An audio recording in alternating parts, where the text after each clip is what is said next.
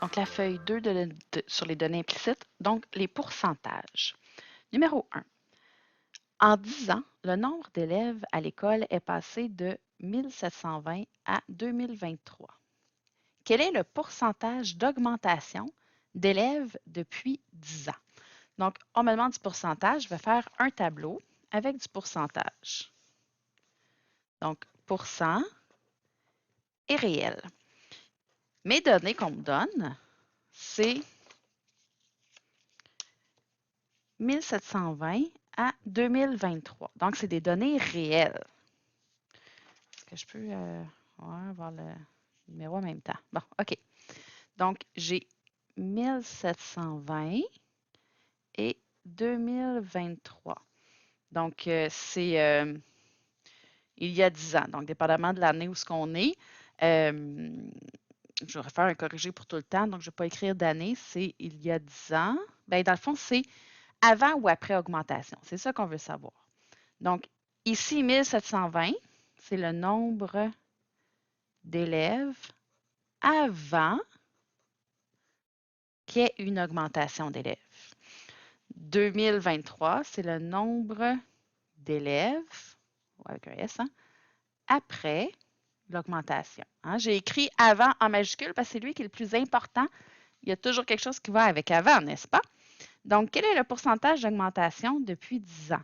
Donc, le pourcentage que je veux, ce n'est pas avant, ce n'est pas après, c'est l'augmentation. C'est ça que je cherche. Combien de pourcents d'augmentation? Bien, dans les faits réels, je veux savoir combien d'élèves représentent l'augmentation. Bien, pour savoir ça a augmenté de combien, bien, c'est 2023 moins les 1720, ce qui me donne 303. Donc, on a augmenté de 303 élèves. Alors, mais moi, je veux savoir le 100, il va où? Je vous rappelle que dans le pourcentage, le 100, c'est toujours soit le total ou avant qu'il y ait une augmentation ou une diminution. Donc, comme ici, on parle d'augmentation, le 100, dans la colonne de pourcentage, va toujours avec avant l'augmentation. Donc, ici, je n'ai pas besoin de savoir c'est quoi, c'est là après. Moi, ce que je veux, c'est le pourcentage d'augmentation. Donc, la proportion que je vais utiliser, ça va être ici, donc je vais l'encadrer. Donc, ce qui est connu avec ce que je cherche. Donc, 100 sur X égale 1720 sur 303. C'est pas grave si le 100 est en haut, là. Ça ne change absolument rien. L'important, c'est que le 100 soit avec avant.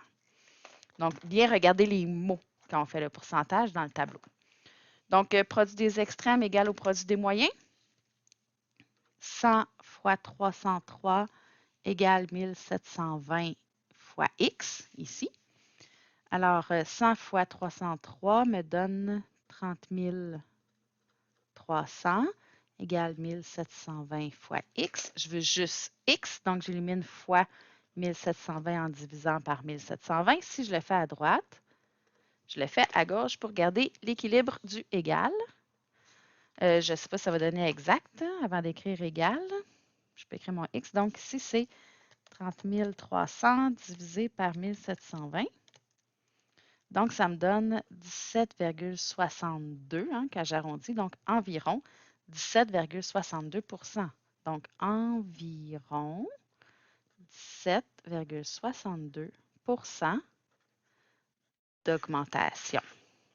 Donc, c'est toujours par rapport à avant que ça augmente. Numéro 2. Numéro 2.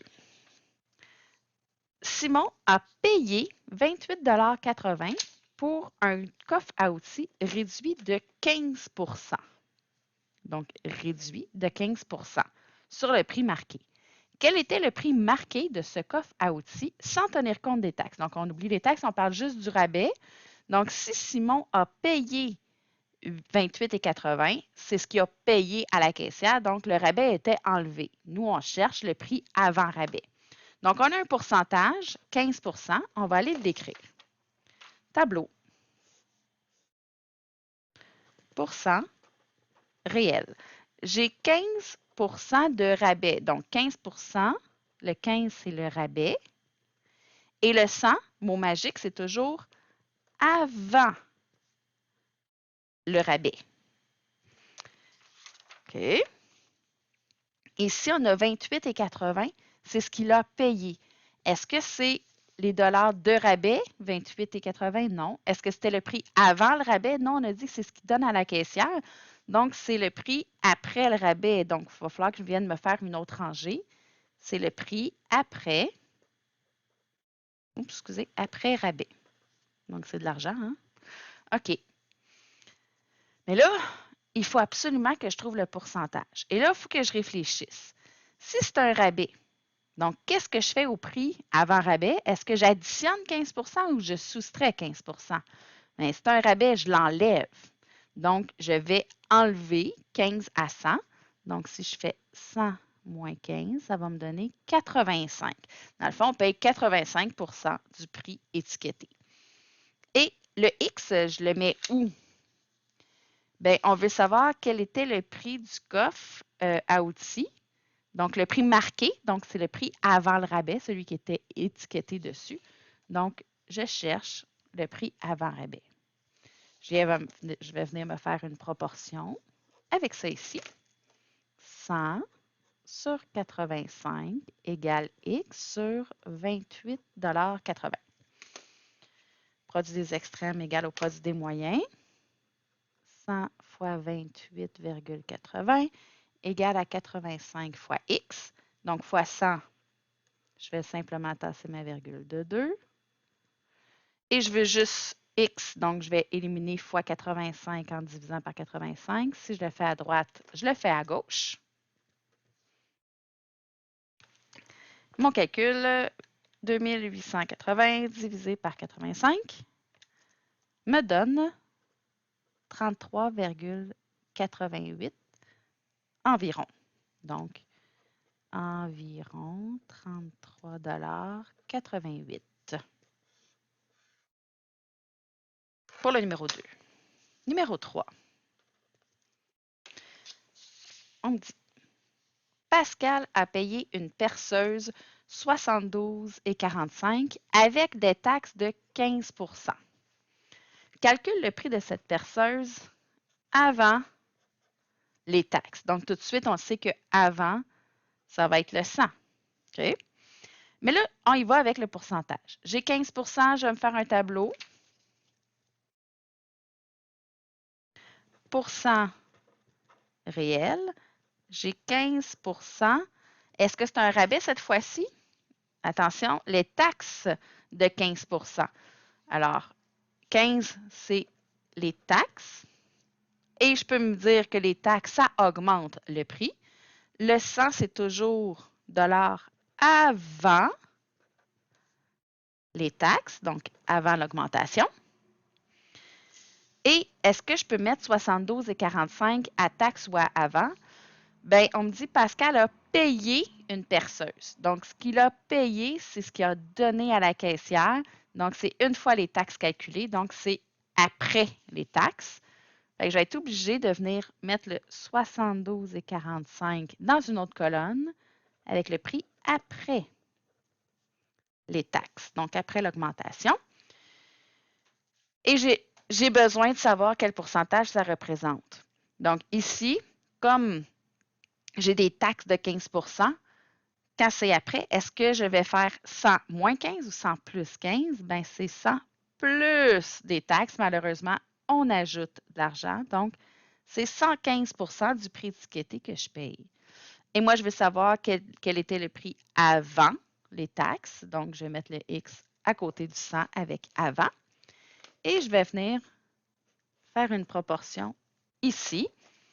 100 sur 115 égale combien sur 72,45? Produit des extrêmes égale au produit des moyens.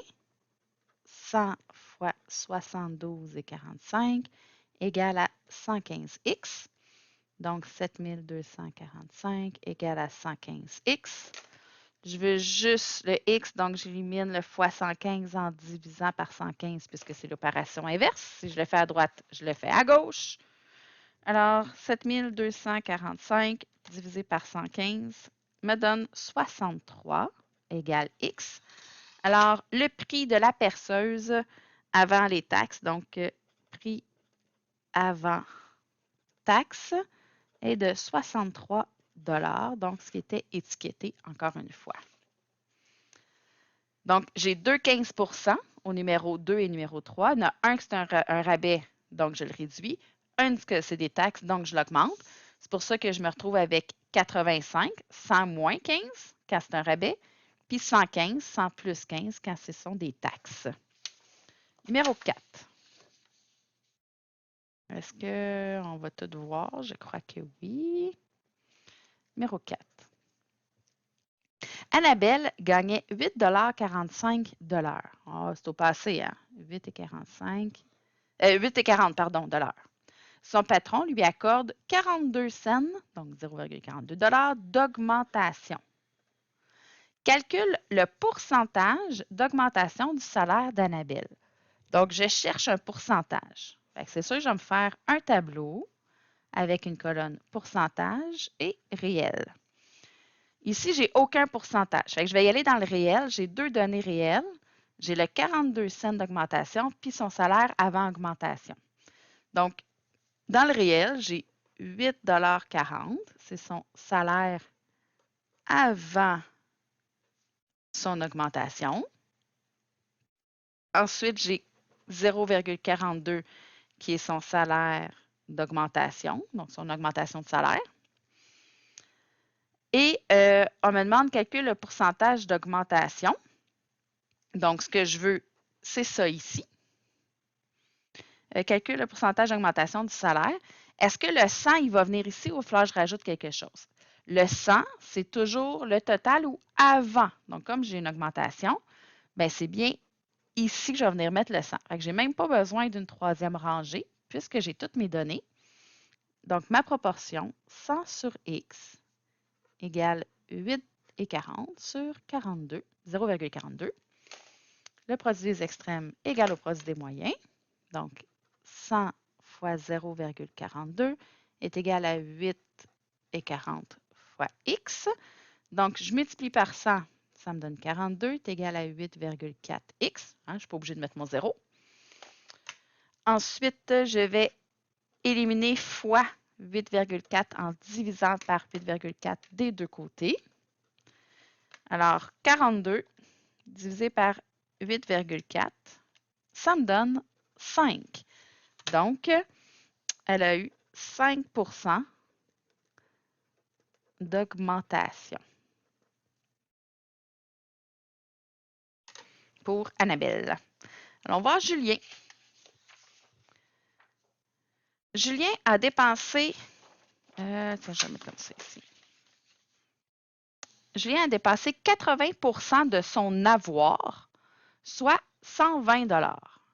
Combien d'argent lui reste-t-il? Son avoir, c'est ce qu'il a. Donc, mettons dans son compte de banque, il a dépensé 80 % de son argent dans son compte de banque, c'est-à-dire qu'il a dépensé 120 $. Combien d'argent lui reste-t-il? Donc, j'ai un pourcentage. Je vais me faire un tableau. 5, numéro 5.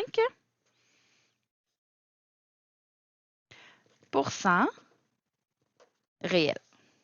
Donc, voyons, j'ai de la misère avec ma feuille. Mon pourcentage est 80 %. 80 %, ce sont ses dépenses. Donc, c'est l'argent dépensé. Le 100, c'est l'argent total.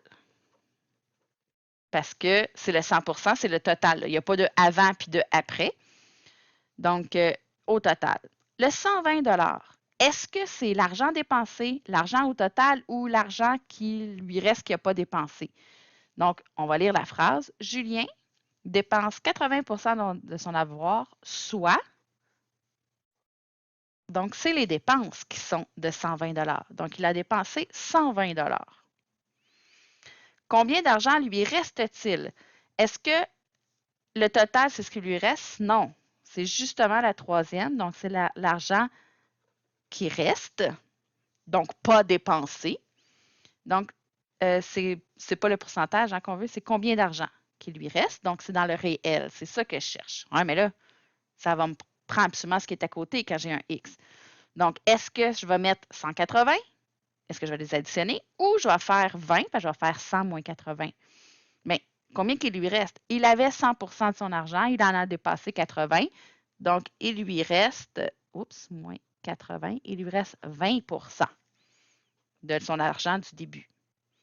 Alors, ma proportion, j'ai ces deux-là qui sont connus et j'ai ce que je cherche. Donc, 80 sur 20 égale 120 sur X.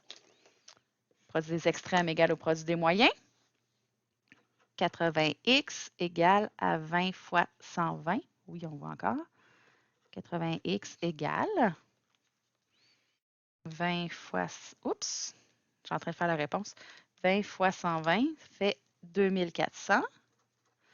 Et je veux juste x, alors j'élimine fois 80 en divisant par 80 des deux côtés.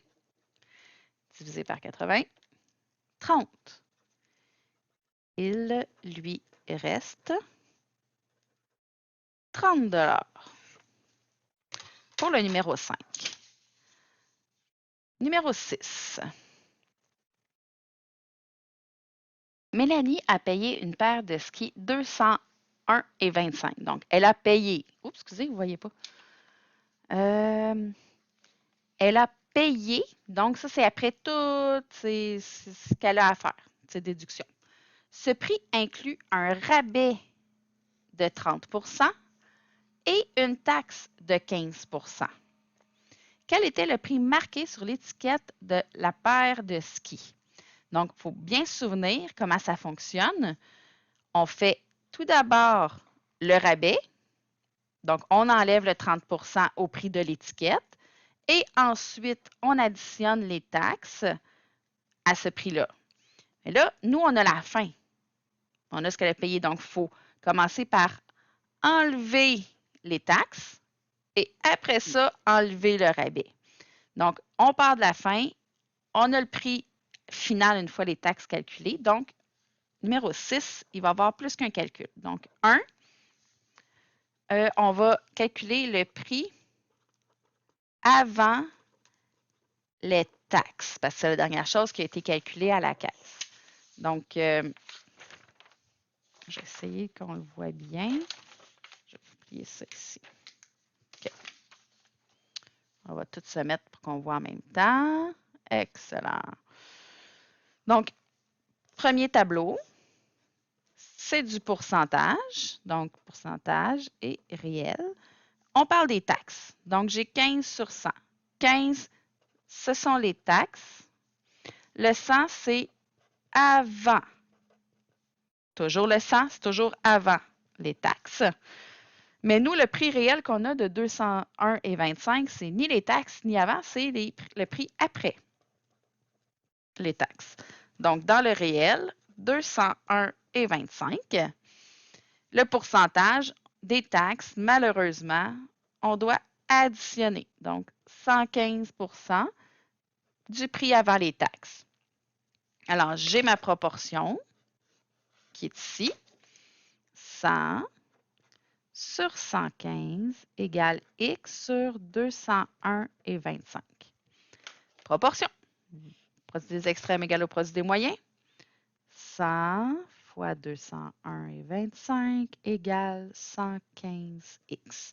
Donc, fois 100, ça me fait 20 125 égale à 115X. Je veux juste X, je divise par 115. Je viens de calculer. 20 125 divisé par 115 me donne 175 $. Bon, il faut réfléchir. 175 $, c'est avant les taxes. Et là, il faut aussi que je m'occupe du rabais. Ça veut dire que c'est aussi le prix avant rabais. Parce que c'est entre les deux. Okay? C'est le même prix. Alors, juste qu'on voit encore ici. Ah, puis en plus, c'est A, excusez. Je suis juste au numéro A. Donc, première étape. Deuxième étape, on va calculer le prix avant le rabais cette fois-ci. Donc, c'est pas avant rabais, c'est, excusez, avant les taxes, mais après le rabais. C'est entre les deux. Hein? C'était pas clair mon affaire, je suis vraiment désolée. Donc, c'est après le rabais. J'ai encore un pourcentage du réel. Donc, mon pourcentage est de 30. Donc, 30 sur 100. Le 30, c'est le rabais. Et le 100, c'est avant rabais. Oups, on va monter un petit peu. Donc, avant rabais. Moi, c'est ce que je cherche, avant le rabais. Le 175 c'est avant les taxes, donc c'est juste après avoir calculé le rabais. Donc, c'est les dollars après rabais. Moi, j'ai oublié les dollars, excusez. Dollars avant, OK. Donc, ici, c'est 175 Mais là, le 30, c'est un rabais. Fait que le prix après rabais, est-ce que c'est 100 plus 30 ou 100 moins 30? Un rabais, on va l'avoir soustrait. On va payer 70 du prix étiqueté. Donc, le 175, ça représente 70 du prix sur l'étiquette. Donc, j'ai une proportion. Essayez pas de faire un même tableau, là. Ça ne marche pas parce que le 100, ce n'est pas la même chose. OK? Donc, 100 sur 70 égale x sur 175. Le lien horizontal, excusez, je vais faire le produit des extrêmes égal au produit des moyens. 100 fois 175 égale 70 fois x. Donc, ça me fait 17 500 est égal à 70x. Je veux juste x. Pour éliminer fois 70, je divise par 70. Je le fais à droite, je le fais à gauche. Alors, je me retrouve donc mon fois 100, justement, il est là. Je divise par 70, 250. Alors, le prix, donc quel était le prix sur l'étiquette? Donc, c'était 250 $. Je vous explique, rappelle ce qu'on a fait. Donc, on est parti de 201,25. On a enlevé les taxes. On a pris notre 175 que ça a donné. Et on a enlevé le rabais. Donc, évidemment, ça redonne plus. Donc, 250. Même si elle a payé 201, c'est normal parce qu'elle avait 30 de rabais quand même. B. Quoi la question B? Combien aurait-elle payé cette paire de skis le lendemain si le magasin accorde un rabais supplémentaire de 10 et le pourcentage de taxes demeure inchangé, évidemment. Donc, au lieu d'avoir 30 on avait 40 de rabais. Donc, il faut tout refaire le calcul, un tableau avec le 40 et après ça, additionner les taxes. On ne peut pas faire les deux ensemble. On ne peut pas faire la différence entre le 40 et le 15. Il faut vraiment les faire un après l'autre. Donc, on a deux tableaux à faire. Je vais aller le faire sur une autre page pour avoir les deux sur la même page. Donc, 6B. 1. Le prix après le rabais. Donc, on va commencer par calculer le rabais. Pourcent réel. On a un rabais cette fois-ci de 40 10 de plus. Donc, rabais. 100, c'est le prix avant le rabais. Et nous, on veut trouver le prix après le rabais. Donc, le prix avant le rabais, c'était de 250 qu'on a trouvé en A. 250 Donc, on veut le prix, excusez, oui, le prix. Donc, dans le prix réel après le rabais, bien, le rabais va être de 100 moins 40, donc 60 Proportion, je vais prendre ici 100 sur 60 égale 250 sur x. Le produit des extrêmes égale au produit des moyens. Donc, 100 fois x est égal à 60 fois 250. 100 fois x égale 250 fois 60. 15 000. Je veux juste X. Donc, pour éliminer fois 100, je divise par 100. Si je le fais à gauche, je le fais à droite. Donc, divisé par 100, ben, j'enlève 2 zéros. 150. Donc, 150 $, c'est après le rabais. Mais comme je vais calculer les taxes, c'est avant les taxes. C'est la même chose. Donc, je m'en viens me calculer les taxes, donc réelles. Donc, les taxes sont toujours de 15 %. Donc, ça, c'est les taxes qui est de l'augmentation. Le 100, c'est le prix avant les taxes, donc avant l'augmentation. Et ce qu'on cherche, évidemment, c'est le prix après les taxes. Alors, le 150, c'est avant que je calcule les taxes. Et les taxes, ben, malheureusement, c'est 100 plus 15 %, donc 115. Et je m'en viens faire ma proportion. 100 sur 115, égale 150 sur X. Le produit des extrêmes égale au produit des moyens. 100x égale 115 fois 150. 100x égale 150 fois 115. Oups, j'ai fait fois 15. 150 fois 115. 17 250. Je veux juste le x. Je l'élimine fois 100 en divisant par 100. Donc, je tasse ma virgule de 2. Ça me donne 172,5. Alors, Mélanie, aurait payé 172 $. Attention, c'est de l'argent, je veux deux chiffres. Hein? On écrit toujours deux chiffres après la virgule quand c'est de l'argent. Donc, 172,50 $ pour la paire de skis de Mélanie.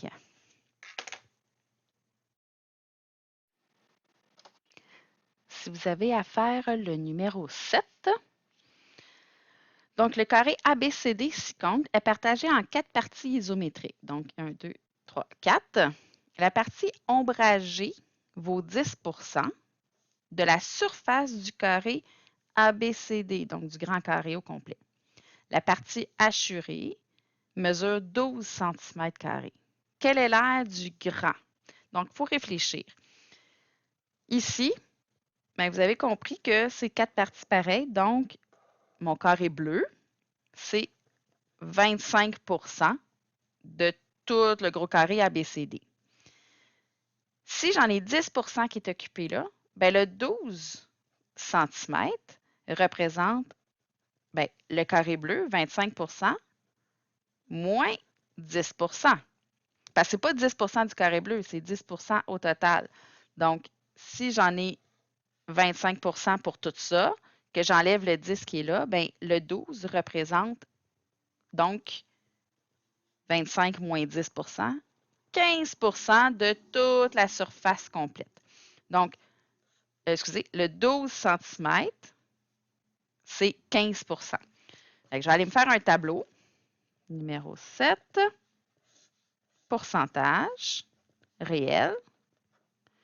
Alors, ce que j'ai, c'est 15 % parce que ici, je vais l'écrire, là, je n'ai pas bien de place pour l'écrire dans le carré, je vais l'écrire là. C'est 25 % moins 10 % est égal à 15 %. Ça, c'est donc partie hachurée. C'est ça, hein? Comme ça qu'on l'a nommé, hachuré. OK. Hachuré, c'est avec des lignes. Donc, la partie hachurée réelle est de 12 cm². Le 100, ben, c'est la partie totale, donc le total de ma figure. C'est ce que je cherche. Donc, je n'ai même pas besoin d'une autre colonne. Donc, je me fais ma proportion. 15 sur 100 représente 12 cm sur combien? Donc, le produit des extrêmes égale au produit des moyens. 15 fois x égale à 100 fois 12 15 fois x est égal à 1200. Si je veux juste x, je vais diviser par 15 pour éliminer le fois 15. Alors, de l'autre côté, je vais faire 1200 divisé par 15, ce qui me donne 80. Donc, l'aire du carré ABCD est égal à 80 cm². Oups! Voilà pour la deuxième feuille.